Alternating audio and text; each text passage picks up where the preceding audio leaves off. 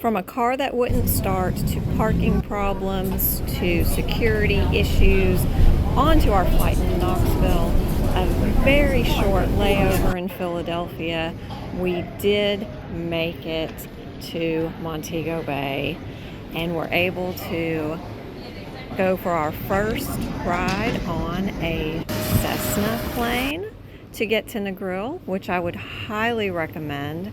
The views are absolutely gorgeous. Take a look.